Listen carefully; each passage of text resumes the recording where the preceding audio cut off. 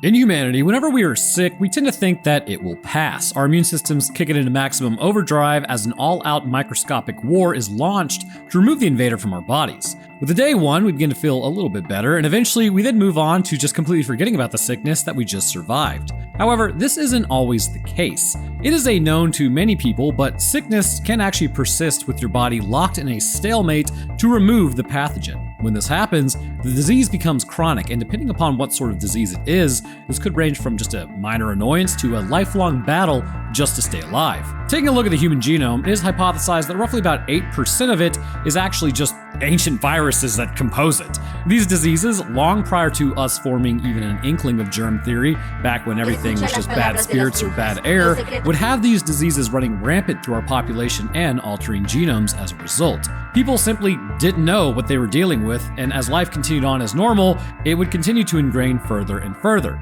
This would ultimately allow for some diseases to be passed on to others from like parent to offspring, continuing to solidify the entrenchment in our race. However, the body would learn to live with these diseases. But to what level could we actually see this taking place? In the events of 28 years later, we see a rather interesting event happening that quite literally shows a natural war between host and illness continuing on through successive breeding. As the rage virus had ransacked the UK, the islands would be virtually abandoned by the rest of the world, allowing for the life cycles and standard interactions of humans to take place, with the thinking that initially everyone who was infected would just die off. What it actually ends up showing is that the rage virus falls well short of conquering humanity. So with my other videos discussing the virus itself, if you want to go take a look at that, you should, because it just helps out the channel. But today, let's get into the reproductive biology overcoming the illness and how this would actually take place. Also, I'm just going to go ahead and add this here. If you want to jump ahead to the science section, that will go up on screen right now. So we kick off our story with Teletubbies, the true villains of this movie. As a group of younglings watch, absolutely horrified as to what they're witnessing,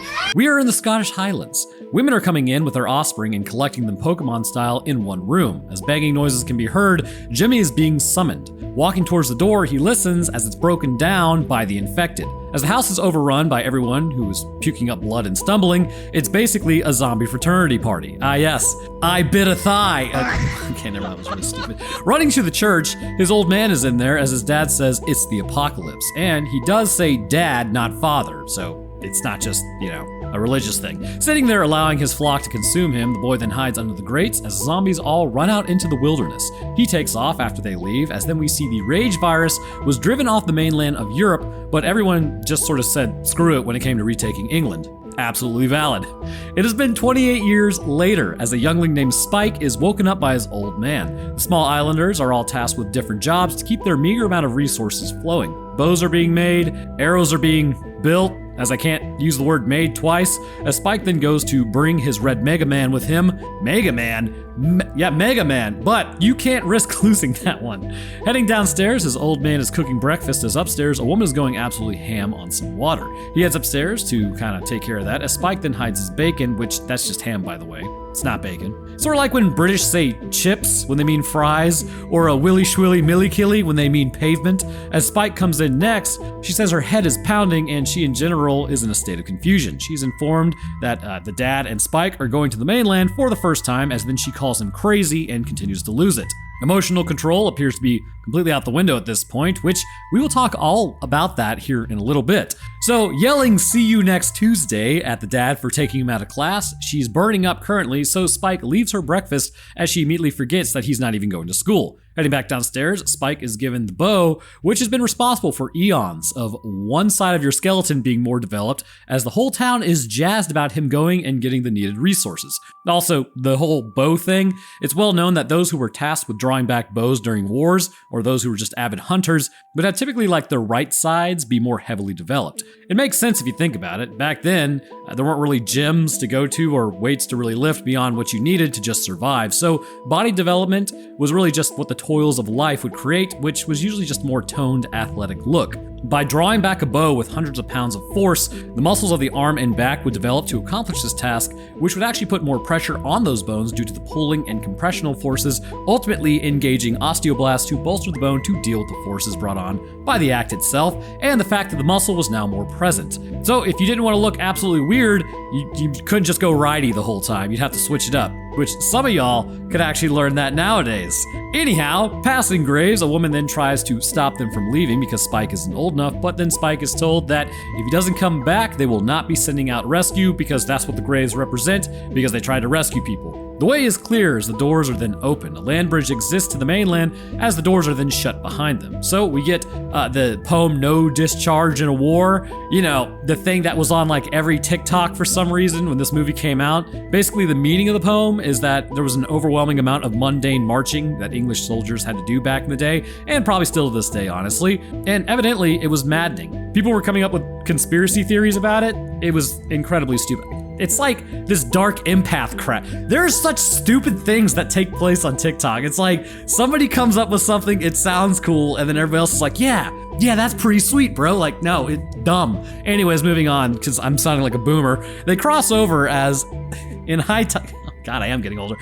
They cross over as in high tide, the land bridge goes away, which has pretty much been protecting the island. But if they get stuck, then they're just absolutely stuck and they gotta wait till the next low tide. With this, we see that all the UK is actually quarantined on a map. Ascending a hill, they then look out into the surrounding areas as they enter the woods, and then we see infected and people shooting arrows, which is basically they've gone back in time. Moving through, they find a crawler on the ground. The bows won't work if you hit them in the chest because they're too fat, and so really you just need to hit them in the neck. As Spike goes to take aim, another crawler then comes up behind them. You'd think they could hear something crawling through the leaves behind them, but I guess not. So as one gets taken out, an attack is then launched from the noise as, for some reason, obesity in the infected is running rampant, which is going to be different from everybody else. So we see that there actually are different variants of the infected, which I will cover during the science portion, but there appears to be like 4 main archetypes of these infected. You have the obese crawlers, which they can stand, but they're more interested in eating earthworms, so that's what they're doing down there, and they still will attack humans. You have these standard variants, which have some body fat, but this would fall more in line with just your average human build. You have your emaciated versions of the infected, which for one reason or another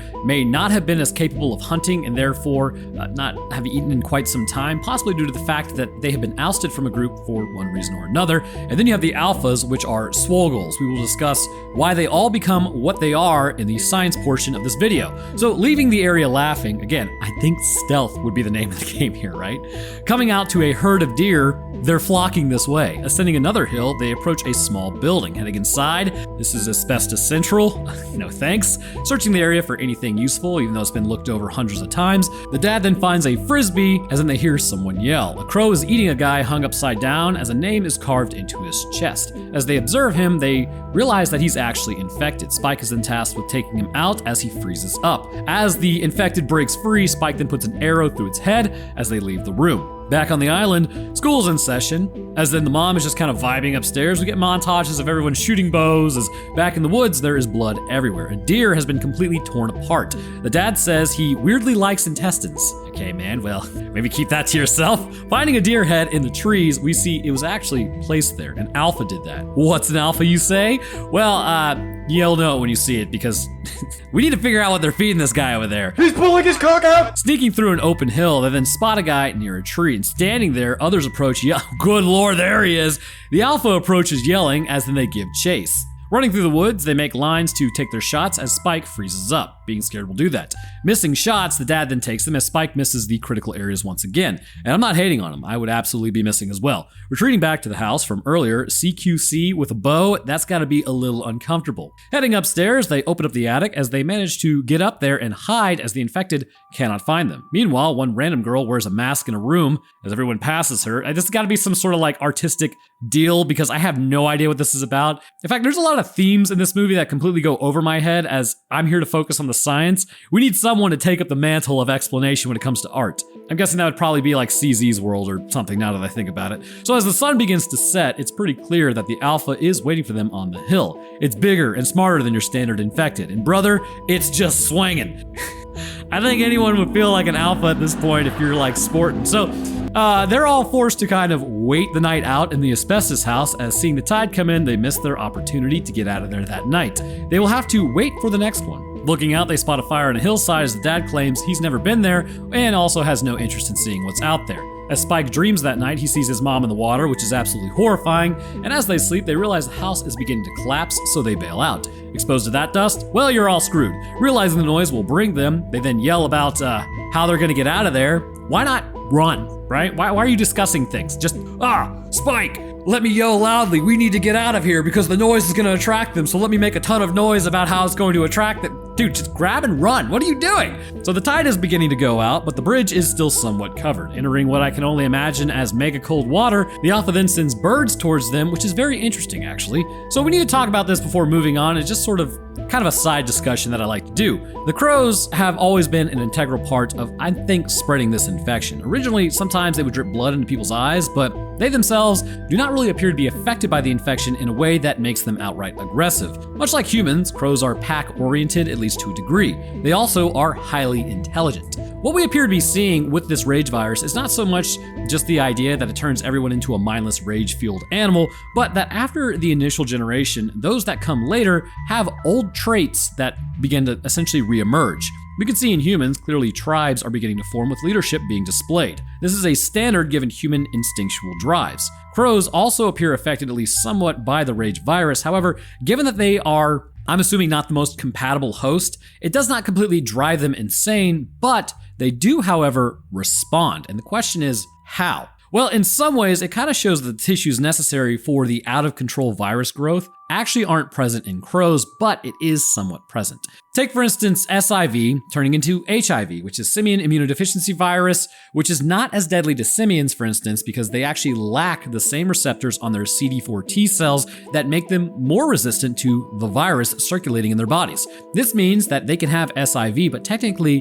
when infected with it, they never display the symptoms that humans will get when contracting the virus, known as HIV, which is human immunodeficiency virus. This is because our CD4 T cells are massively susceptible to HIV when it jumped to humans. And this is a clear connection that may be happening with the crows.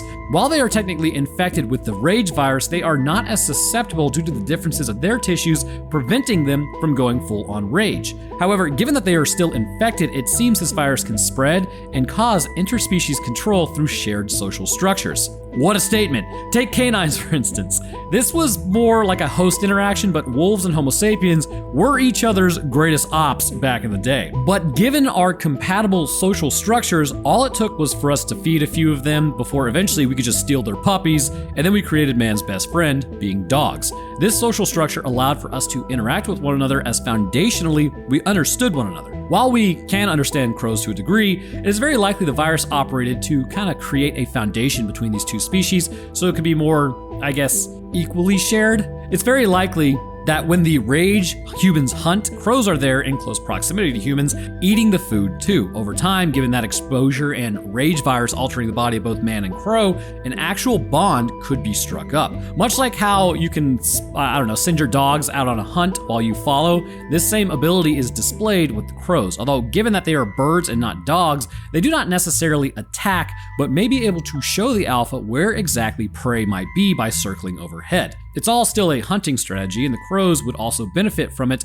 by having larger game available to them if they help in the hunt. It's an interesting strategy based on, at first, the rage virus making more primitive communication possible between these two species. It's a symbiotic relationship. It is also based on just natural drives of these two species. Like, for instance, try giving a crow food in exchange for like a shiny rock or something. They will start showing up with rocks, and eventually other crows will also start bringing you rocks in order to trade with you. It's kind of bizarre, but at the same time, it kind of makes sense. It obviously makes sense because everything's just trying to survive, and if you find another species that can help you survive, why not be friends? So as they run, the alpha begins making money moves towards them. Running in the water away from this thing is probably like trying to fight in your dream. You could just never run fast enough or punch hard enough. Yelling to the gate crew, the alpha is almost upon them as they fire shots at it. Taking several more shots, he takes a huge bolt to the chest as they want in, but the woman at the gate says to wait because she doesn't know if they are infected. They then let them in to basically confirm that they aren't infected, as now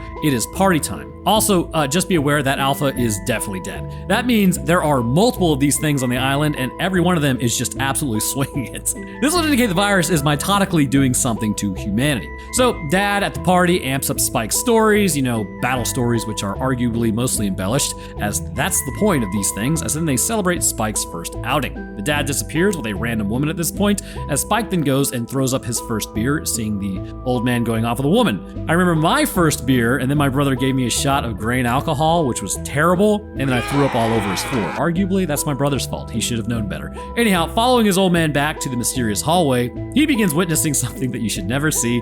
Brother, look away. Spike then runs home from his party and finds a man downstairs. He tells Spike about how his mom is doing well, as Spike then tells him about how his dad lied about his feats out there on the mainland. He was actually scared. He mentions also the fire on the hillside as he talks about Kelson. He was a GP, or general practitioner, which is a doctor. Dr. Kelson is apparently rather odd. I know quite a few doctors, and I know one of my best men at my wedding was an anesthesiologist. Once you get to this level of intellect, they're all weird. So Sam then tells him to go back to his party, as in they trade duties, and instead, Sam goes to the party because who the hell doesn't want to go party? So heading upstairs, his mom never ate the bacon, so that probably smells weird as, man, what a waste. Waking up the next morning to pain, Spike's mom then tells him to go to the shop to get her some painkillers. Well, that one might be a little difficult there, Mom. So we are looking at a severe lapse in memory, possibly indicating neurological damage at this point. The shops are all destroyed. The old man then comes and lays on the bed with everyone as Spike gets up mad and leaves. Deciding to go make breakfast, Spike then comes down and confronts his old man. Asking about the doctor and the fire on the hillside, he dismisses it as him just being insane. A group went out to Dr. Kelson's to see what he was doing, and heading over a hill, they witnessed hundreds of bodies arranged with a fire in the center. Turning, he then waved at everyone as they decide to say, screw that, and turn and ran instead, which is kind of a good, that's a great instinct there, guys. So burning breakfast, Spike then asks what's wrong with his mom. The dad doesn't know if she's dying, as Spike then brings up Rosie and gets smacked for it. Spike shoves the old man and then pulls a knife on him as instantly he's disarmed. You gotta be good, look, if you're gonna swing on the old man, you gotta be ready. So being told to just go away, his dad then punches a wall. Okay, they're iron knuckles. Now not only does your hand hurt, but now you need to fix the drywall. So lighting a shed on fire, Spike then runs over to the guard tower, telling him to go and help. Spike is then tasked with watching the wall as he goes and grabs his mom, telling her that they're gonna go to the beach. They walk across the land bridge to the mainland, and the mom instantly recognizes it, saying that they can't be there, it's too dangerous. She calls out for the dad as the tide has now come in, as they are stuck on the mainland. Spike is taking her to the doctor and hugging it out because that's what primates do. They begin their walking tour of Scotland, which is an absolutely beautiful place. Getting tired, they decide to stop in a tower over there for the evening. Lighting a fire, the mom then talks about how her dad was jokey with her, and she wonders if Spike's dad is like that. Oh, the wall punching guy? Probably not. So getting up to watch the perimeter, there was no internal area to get under. It's like to get out of the rain, I guess, as the mom then goes to sleep, with Spike struggling to just thug it out and stay awake. As the crawler approaches looking for a worm, it sees his shoelace and thinks it's food. Realizing Spike is a person, they both wake up as the crawler's head is then bashed in. So the mom just went absolutely ham on it.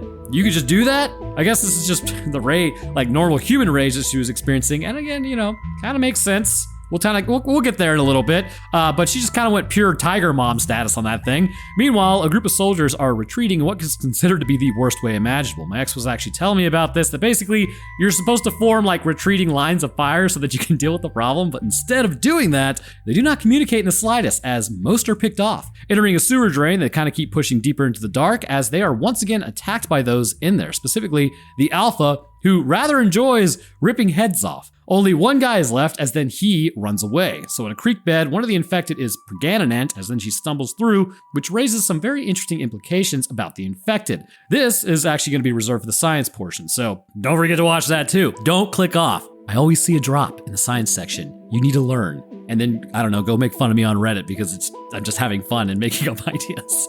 Back over at Spike and his mom, she recognizes the area as then they see a winged structure as she gets kind of like talking to Spike like he's her dad. Seeing the guy from the first movie, he then gets taken out as the others run after him. They enter the Hell gas station, which has fumes that have been building up for quite some time. Entering it, it's all coughing and dying. The infected break in as they all start coughing and dying because they're still breathing air or need to breathe air, as it becomes a massive panic. Above, the remaining soldier fires at the infected as it ignites all of this as they are just saturated with the fumes, frying them up like bacon and then run out as the soldier approaches them. Benzene had been building up in that building for years, and that's pretty much why it ignited. So the soldier begins asking Spike where they should go and what they should do, because clearly he should know the area, right? He's a Swedish soldier.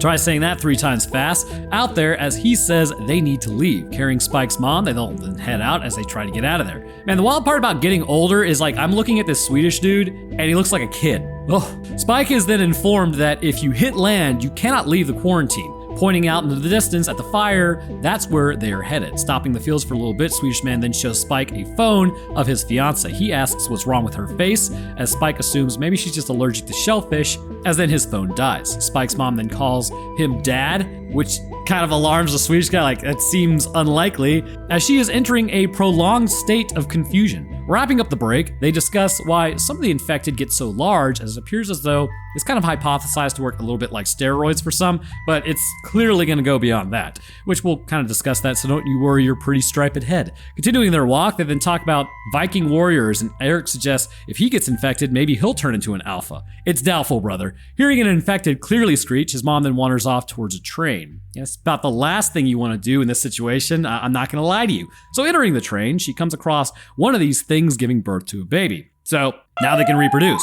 Given that's an incredibly painful experience, however, the infected is virtually immobilized. Attempting to help, she then holds the hands of the infected, which is super dangerous, as the baby is then born. Soldier Boy over here then freaks out the whole time, saying he needs to take that thing out, and they need to take out the infected woman. The infected then passes out as they clean off the youngling. Soldier Boy then tells him they're insane and lighting up the mother. Eric tells them to put the youngling down, but it's actually not infected, which is a little weird. So as this happens, the alpha then grabs Eric, who I want you to remember is quite literally holding man's answer to everything in his hand, and he's being pulled up. Look, Eric dies because Eric's an idiot. I'm just gonna point out, all you have to do is use that thing attached to your shoulder, which is your arm, which is attached to the hand, which is attached to the handheld, and point it at the head of the alpha. That's all you have to do. There is no shot this happened so fast you couldn't have reacted. You know what? He's young, or was young. Tragic. Anyway, so apparently he is not going to be the alpha he always knew he could be. Putting several arrows into the alpha's chest, he then finds his woman has been taken out, so he gives chase. This is the stuff of nightmares, I am not going to lie to you. Jumping out of the oh god, the camera angles. A man covered in iodine shows up and is able to subdue the alpha with morphine and xylazine, I think he called it. The virus also appears to not like iodine at all. Now, you may be asking, Roanoke, why does the virus not like iodine? And I don't know why you would ask it that way, but hey man, that's all you. This actually shows us something about the virus. Viruses in general are not iodine enjoyers due to the fact that the rage virus may actually work sort of like a flu virus or possibly a coronavirus as well. These viruses are considered to be enveloped, which means they have a lipid layer. This is also how they're able to interact with cells so effectively. When the virus comes into contact with iodine specifically, this can destabilize the virus, causing this layer to break down, leading to it to just basically disintegrate. There are also other ways that the iodine destroys viruses through processes such as oxidation or inhibition of viral proteins being created, but given its ability to destroy on contact, I would have to go with the idea that it is destabilizing a hypothesized lipid layer, which again, that's how it's able to connect to cells so effectively. So taking the head from Samson, I'm not really sure it was necessary to go that low to grab that head there, brother, but okay. Also, if you have an alpha here in a vulnerable state, why not smash his head in? Why would you want that thing walking around in this general area so much so that you've given it a name? Am I taking, Dr. Kelson is crazy. Anyway, so leaving the area, they then head to Dr. Kelson's little forest of horrors as he talks about memento mori, or remember death, and remember you must die. Nothing but joy around these parts, brother. So heading to the hillside, every pillar is made of femurs and humeri or humeruses and several other long bones as they approach a pillar of skulls in the center. And this is evidently a temple to the dead. Essentially, it's a temple of bone, aka the boudoir. Taking Eric's head, he's then placed in a crematorium container to burn off the flesh as everyone then hangs out in the bone temple. Cleaning off the skull, everything then goes in the river, which is pretty gross, as the skull is cleaned and placed on the skull pillar. Putting more iodine on to clean himself, Dr. Kelson then talks about how the baby's a newborn but not infected. He suggests it's the magic of the placenta, which again, you know we will be talking about that, so don't you even play with me on this, because it's pretty cool. So this suggests some kind of interesting gestational protections and a shifting of the virus that it won't really exist in its permanently in this form, which spoiler, it's not going to. The doctor also wonders if maybe this would happen, but he'd never seen one of these before. So going through the actual tests with Spike's mother to see why she is there, he then checks her vision, lymph nodes, coordination, and to see if she's confused. She cannot remember the word that she was given at the beginning of the physical, which is not great. He says from what she appears to have, it looks like it's cancer, and it may have spread from brain to body or body to brain, but there is really nothing he can do. More so in this day and age, considering everyone was bussed back down to the Middle Ages. So I've actually seen the results of this personally, and it's really quite sad. And I will not be mentioning any names to protect the privacy of those involved, but essentially what I witnessed was a steady aggression increase over time.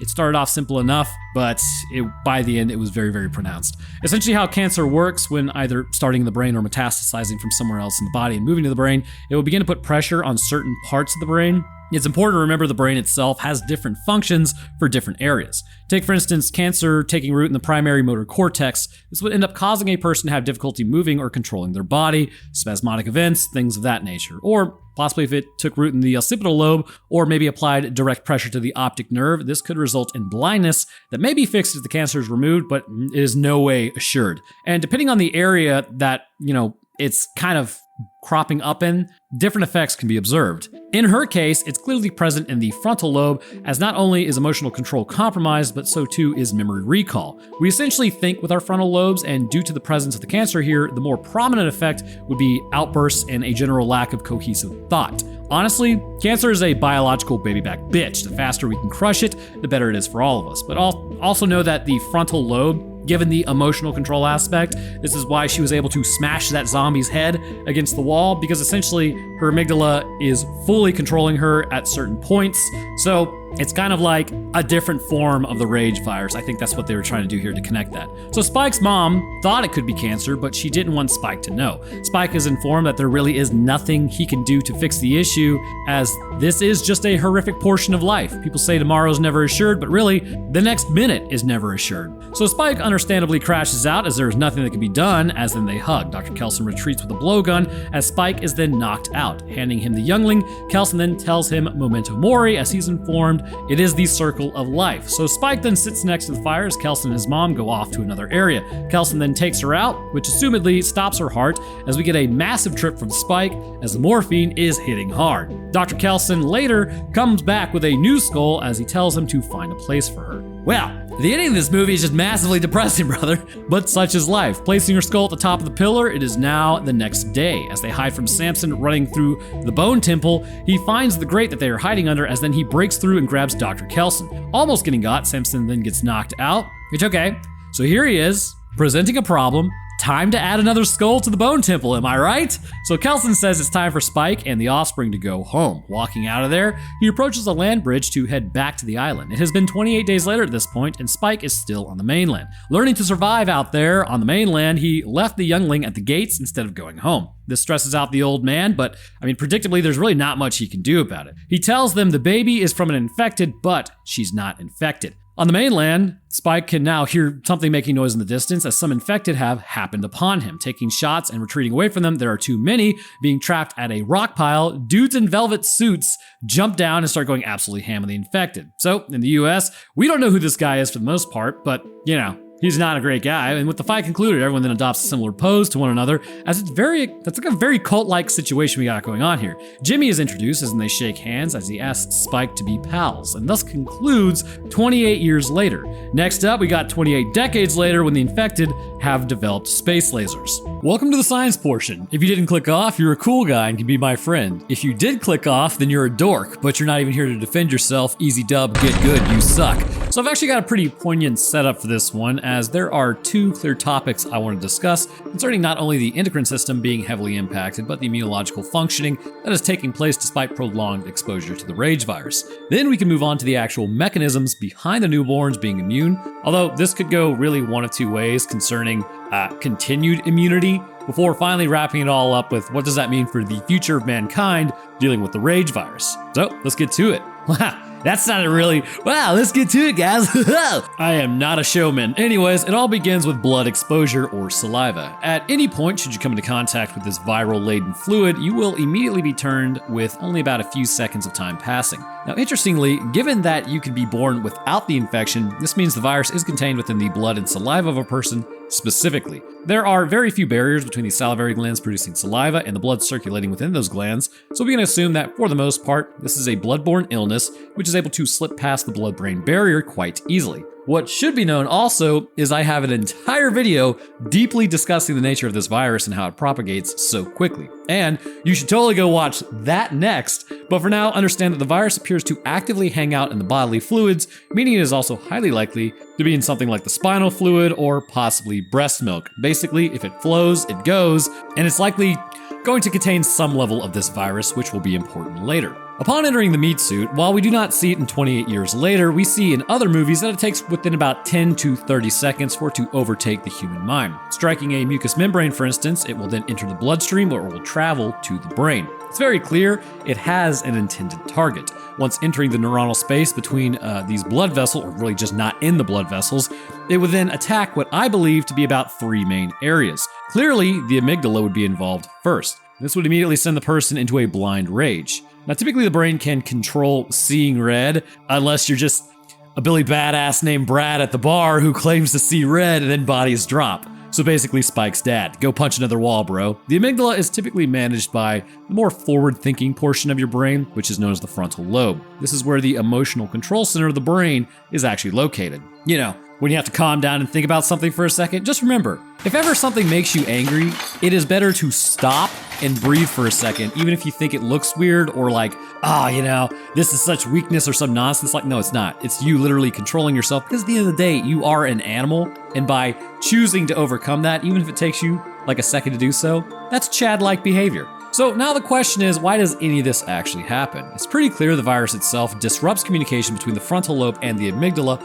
almost to the level of Phineas Gage, who's Phineas Gage? Essentially back in the day, he was a level-headed, kind of like good foreman overseeing the railroad being built. Like his men loved him, basically all this stuff. Like he was a good guy. So an explosion would take place that would actually send a rod through his skull and sever his frontal lobe from the rest of his brain. He would be forever altered and became what was essentially described as emotional and unpredictable. However, a testament to neuroplasticity, he would regain some control over time before he eventually died years later. Now, I am kind of seeing that I'm speeding through a lot of this, but we do have a lot to talk about, and I don't know how much time you guys have or if TikTok has ruined everybody's ability to focus. Obviously, not the people who regularly watch this channel, but you get the point. So you have 2 forms of neurons in your brain, white matter and gray matter. White matter is used for communication, whereas gray matter is used for processing and responding. Should communication be disrupted through neurological disruption, I guess you could say, this can immediately cause problems. And this is how the virus operates.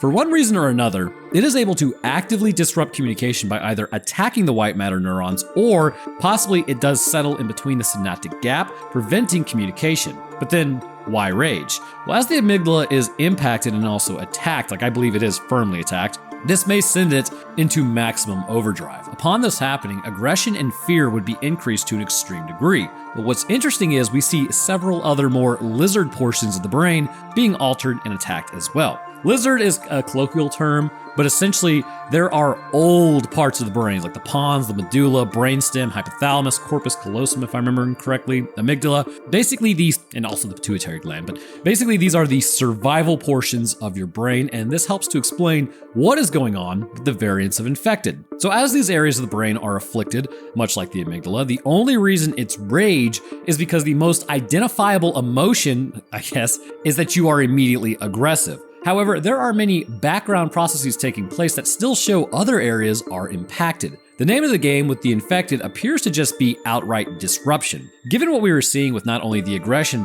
but like variants kind of popping up, as well as tribal nature returning to those infected, it shows that actual structures of the brain have been changed through very likely something that's going to be essentially brain damage. So even if you could cure them, it's highly unlikely that they could ever return to like a state of normal functioning. So basically, I guess not England, but the UK has become a preserve at this point, even if you did fix the problems. So let's get into like the neurology real quick, which kind of helps explain the variations that we see as well as the interactions. The brain, predictably, is a very delicate structure. Should enough change in communication, cross signals, whatever be sent, it's going to cause problems. The amygdala is the most clear example of what's being affected, given the nature of the infected. But another area is also being heavily influenced that is virtually right next door. The hypothalamus is the other portion of the brain that seems heavily impacted. In humans, this area of the brain would be responsible for things like hunger, metabolism, a sense of disgust when eating something gross but you're starving to death, body temperature.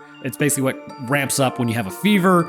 And I know basically the whole disgust thing, that's basically cannibalism that exists in all of us. You will eat if hungry enough. Nobody is built different. And also, it regulates growth hormone being released. Now, the hypothalamus regulates this with the pituitary gland, as again, it's all connected, or at least it should be, but the white matter of the brain has been attacked. As this area was impacted, we see in several ways it will present in the variants, and based on what we see, the endocrine system is heavily involved based on these structures in the brain no longer having full control over the body. Essentially, you can imagine as your body prior to the infection is like a direct phone line to one another, whereas now it's like sending up smoke signals from miles away. Communication is still happening, but it's not as effective and not as clear as it once was. And this has a severe impact on the body, leading to these alterations. So let's establish the baseline for humanity though. At our core, we are a mega social species. This is ingrained in all of us to a degree, barring different neurological disorders, but it is how we have survived,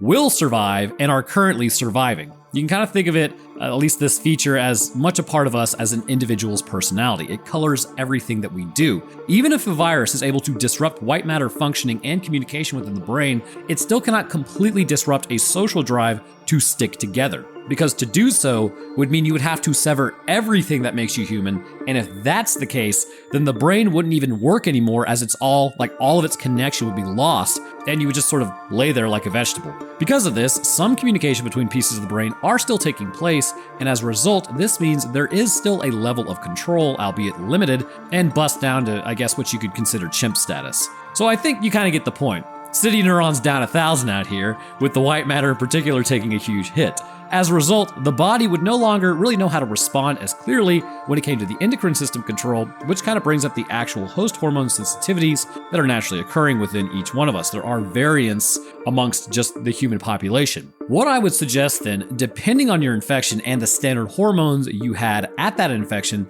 this leads to what you kind of are. Of course, I also believe the virus is affecting this heavily as well. So let's say that you were a naturally anxious person or just chronically stressed. When you were infected, the virus then attacked during that endocrine system's last standard operation, which was the release of cortisol. Cortisol, being a stress hormone, would continue to be produced in the body at higher levels now because it was sort of like the last clear communication your adrenal glands got from the brain, so they just continued operating as such. You can kind of think of it like working as like a phantom pain, right? Phantom pains can happen when someone loses a limb. Their nerves will actually report that last pain or feeling as if the limb was still there. Interestingly, you can use mirror therapy, I think it is, where it's like you look at your other hand and they put that mirror in front of like where your missing limb is, and you can like release.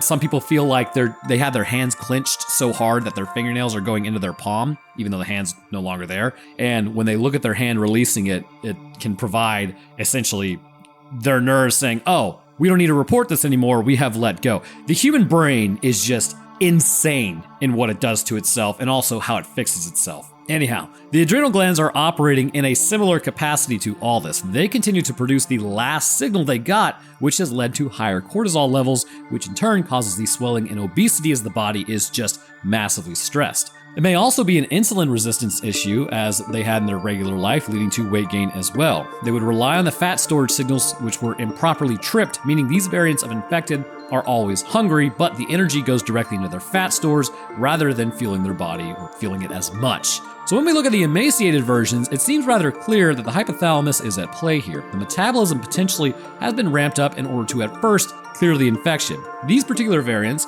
may have had fever spikes as their bodies were prepared to go to war with the virus, which is what we would expect to happen. People actually have different levels of immunological response to any type of infection. As a result, it could be a good thing, it could be a bad thing, or it could just be a standard thing. Too strong of a response and the person does too much damage to their own bodies, which leads to their end. It's like the puppy holding up a tank of propane with a lighter saying, I'm going to end it all. That's your immune system when it comes across a virus if you have too strong of a response. Too little of a response, and the person ends up basically having their meat suit ransacked by this infection. And those who appear emaciated, it looks to me like their body erred on the side of critically strong responses. As the infection spread in their bodies, they would ramp up the metabolism in order to use more energy on the defense. However, given the rage virus could never really be overcome and the infection disrupts communication, you're gonna have to think of it like their bodies undergoing a war of attrition. Over time, their bodies became weaker and weaker as they lose body fat due to the higher than standard metabolic demand placed on themselves. Once this process was started, the kicker is it couldn't have been shut down because the body hormonally is having difficulty communicating with itself because it's getting no clear instructions. As a result, the hypothalamus never tells the body to downshift metabolically due to its own errors, basically the disruption of its communication even inside, I guess, of the piece of the brain itself. So they just naturally run higher on energy output, which is not great.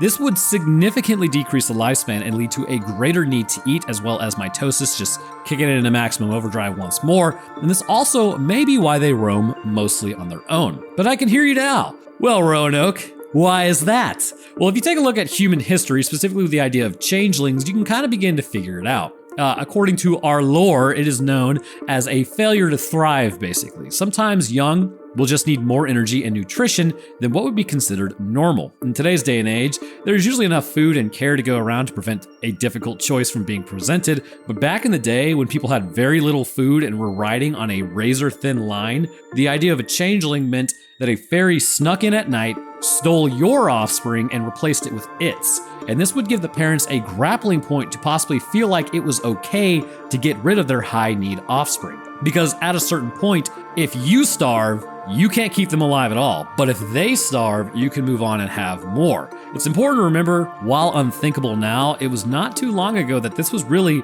life or death based on the success of a crop, and hard choices just had to be made. So how does this relate to the emaciated? Well, given that they need more energy and the development of a tribal hierarchy is very clearly happening, it seems to me they were forced out. They needed too much food to the point that others in the group would get less. Being driven away, they would then be forced out on their own, where their hunting techniques were likely very limited as they continued to emaciated, which now leads us to who was driving them out. That's right. The part of the movie we all know, the alphas. He's pulling his cock out! The alphas are the Big Papa variants. In fact, I almost feel like to prevent this video from being 3 years long, I'm actually having to kind of go through these quickly because I kind of want to get to the offspring part because I think that's the most interesting. So I already know the answer, but if you would like a smaller, more dedicated video to each of these variants, more heavily discussed, essentially what's going on with their biochemistry and their endocrinology and neurology, all the good stuff that we're here for.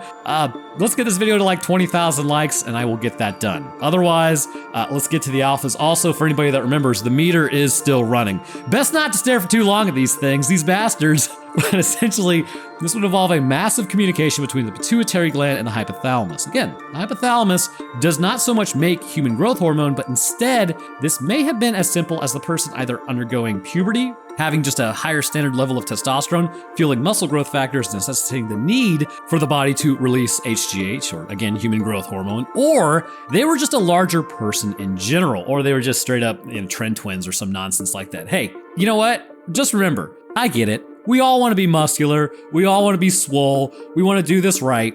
Don't use steroids in gear. It's stupid. Like, I know there's gonna be people out there like, well, I mean, what if blah, blah, blah, blah. No, I don't care. Just do it natty. Eat your protein, take your creatine, drink your water, do it natty. You're gonna thank yourself when you get older and your heart doesn't explode at 40. Like, that's like a legitimate thing. Like, this is weird. It's like, I've been on YouTube long enough that like, there's like trends that I see through life already. The new one is like 18-year-olds jumping on trend when like you haven't even reached your peak potential yet. Just stop, for the love of God. You guys are killing yourselves. Anyways, so whatever the reason concerning the endocrine system, it's clear the body maintained this last directive, which would have then caused them to continue to release higher than normal HGH. This would also result in the hypertrophy that we've seen, as well as growth in other areas, because the camera angles were absolutely wild. Now, this is about to get a little weird, but it confirms it, and after all, look, it's just the human form. It's biology, it's anatomy, it's what we are.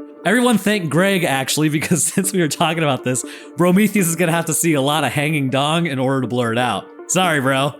So did you notice how every alpha was just out here swinging it? The reason is that there actually is a reason. Apart from the muscular growth seen amongst the alphas, which you'd be forgiven in thinking, well, maybe they were just swole, which I find highly doubtful. In certain cases, by increasing human growth hormone in the body, you could actually treat what is known as a a micro-affliction. And it has been possible in bringing a male up to what would be considered standard. I'm being very vague, otherwise the video's monetization is going to get nuked from orbit. Anyhow, after this natural state is reached, it seems to stop. But what if we continued ramping up the HGH factor? I think this is what's going to help explain the alphas. They are absolutely flooded with human growth hormone and testosterone. Because of this, they become more aggressive and better at hunting, and this would naturally make them viewed as a leader to the group by other infected, given the social aspect of man is still in there to a degree, and those who were not about that life would be forced out through infighting. Over time, this created enclaves of infected humans with different alphas holding different areas, which that's not really any different than what we do with countries now. We're just better at killing each other. And this finally brings us to the idea of reproduction. So strap in, because this one starts getting heavy on the reproductive science and how the placenta protects offspring. So let's start from the beginning. Clearly, the infected are not sterilized. They are able to not only reproduce with one another, but even with their body dealing with this infection, they will continue to seek out partners. This shows that not only do the social hierarchies exist as the alpha is out there reproducing, and I'm assuming other humans as well, but human drives still very much so exist within that person. Again, it appears the frontal lobe has mostly just been taken out of the equation due to the communication issues, but everything is still operating, just at a decreased capacity. The body, however, is not really operating at a decreased capacity depending on the variant that you are. In fact, there seems to be more standard infected than the crawlers or the emaciated or the alphas, so those are outliers, we'll put it. Standard infection is just a regular person. So as reproduction happens, it appears as though the gametes themselves are actually not infected with this virus.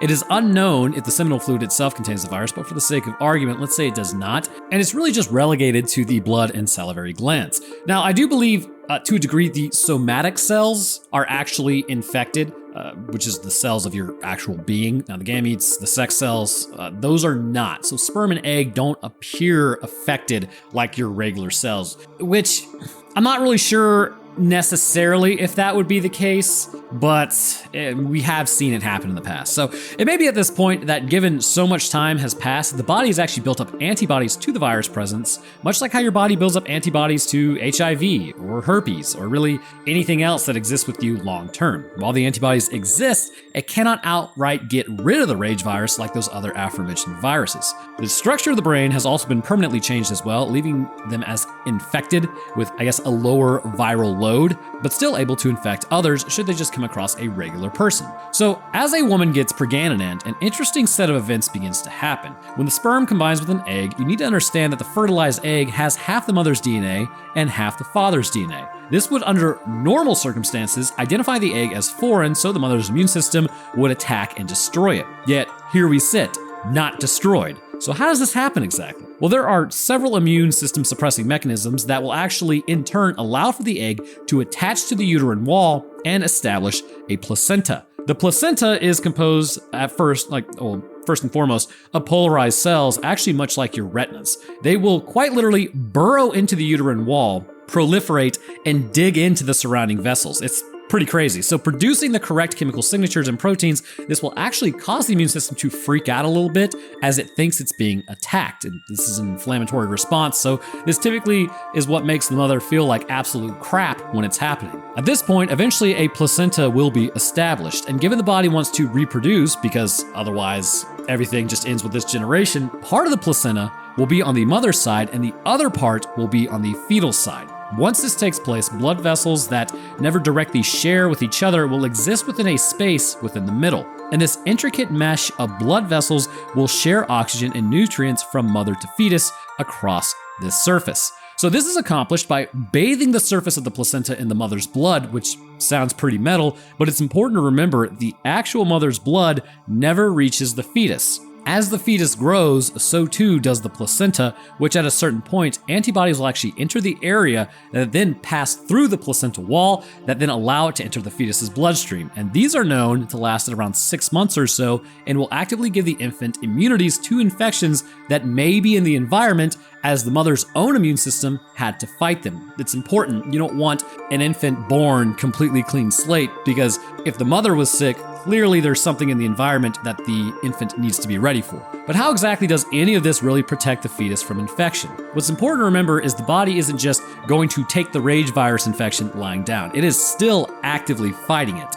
Not only would the infected mother pass along her antibodies to the fetus, virtually making the fetus immune, at least for a small amount of time, to the virus circulating in the mother's body, but there is also what is considered a partial immune response in the placenta itself. In order to not take out the offspring, things like T cells won't be released into the placenta, but macrophages will still show up in force to this area, engulfing and destroying viruses that may arrive. And considering the mother has a ton of antibodies to the rage virus already, any rage virus that actually enters the area would be immobilized and destroyed in an effort to protect the young. Along with this, the fetus will also have specialized immune cells known as the Hofbauer cells, or Hofbauer cell, which are essentially macrophages that also do the same thing to destroy any virus that may be able to enter the area. All of this, between the passed along antibodies from the mother to the immune function near the placenta to the physical separation of the two bloodstreams, means the infant never truly has a chance to get infected. It is known that there are really only a few viruses that can make it past the placenta, like HIV or Zika,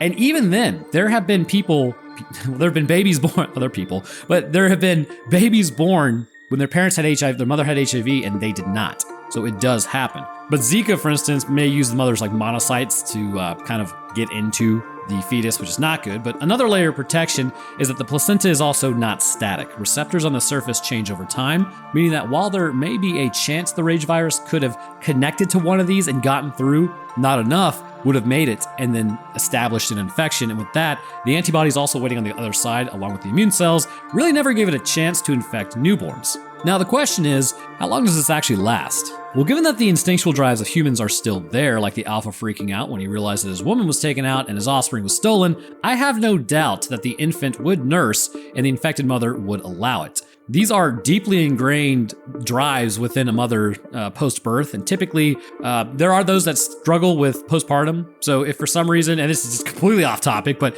if you are a new mother watching this channel, which it always surprised me, people watching this channel, and you feel like you have postpartum depression, don't try to thug it out. You need to get legitimate help, as it's pretty much like any other level of depression. It is not a weakness, and there is nothing wrong with you seeking help. So sometimes hormones are just a nightmare, and that's not your fault. Medical professionals, as well as pretty much therapists, and I think it'd actually be psychiatrists at this point, which those are medical professionals, are well equipped to deal with this imbalance that you are talking about, and you could literally feel way better in the not too distant future if you just make your move today to address it. So if you're feeling like horrible, or like the really dark kind of thoughts about the newborn, if that does happen to you, go get looked at for postpartum. So anyhow, it is highly likely that the event that they are immune right now it's probable, but eventually the newborn would be infected by some other means. While the mother's antibodies offer some protection, the reality is eventually those do wear off, and that means so too does this immunity.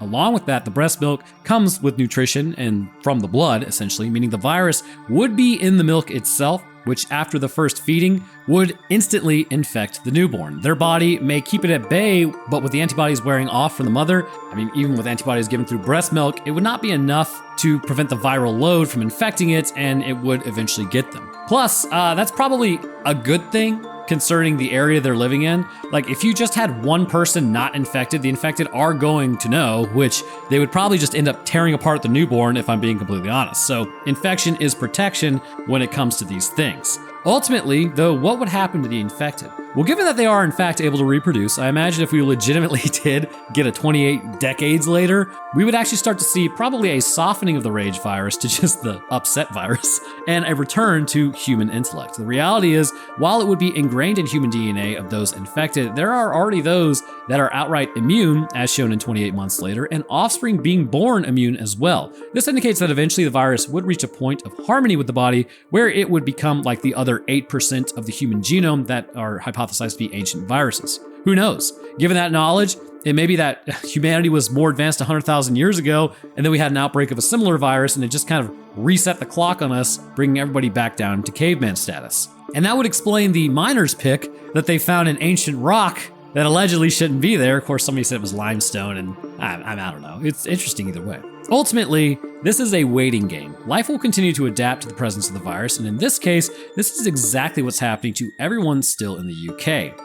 Anyways, tribes have sprung up, and old human mentality is beginning to reemerge, indicating that the brain is still functional. Of course, the question remains, how does it look for something like reintegration? Well, if you were able to wait long enough, it may be sort of like herpes, really. While some populations have a less aggressive response to it, bringing it into another could trigger an entirely new outbreak, as seen with that one woman who kissed her husband, infecting him, causing a brand new outbreak in the city. Or probably more likely, it's like smallpox. The ones who already had smallpox, they don't react as strongly. The ones who already had the rage virus don't react as strongly, and then they just go somewhere else, and then they screw up an entire population. So either way, not an ideal situation for anyone. But I want to hear what you guys think. Could the British ever recover? Probably not. Big sad for hidden Xperia. I'll drop my Twitter, Discord, Patreon, and channel links in the description. But speaking of patrons, I'd like to thank mine real quick. At the astronaut tier, we have Bananas Are Epic. Thank you, my man. Next up at the astrophysicist tier, we have Death's Dancers. Thank you as well, bro. And at the scientist tier, we have Dakota 23, Frank Shaft Crank. I actually love electric cars and the anglerfish. Again, always a lie. Invictus Echo, Metric System, Official Texan, and Stutz. And the rest of my patrons, I do appreciate y'all's support as well. The channel literally cannot run without you guys, and it is greatly appreciated, and you're absolute ballers, and I love you. But all right, that's going to do it for me. I hope everyone enjoyed, and I'll see y'all in the next one.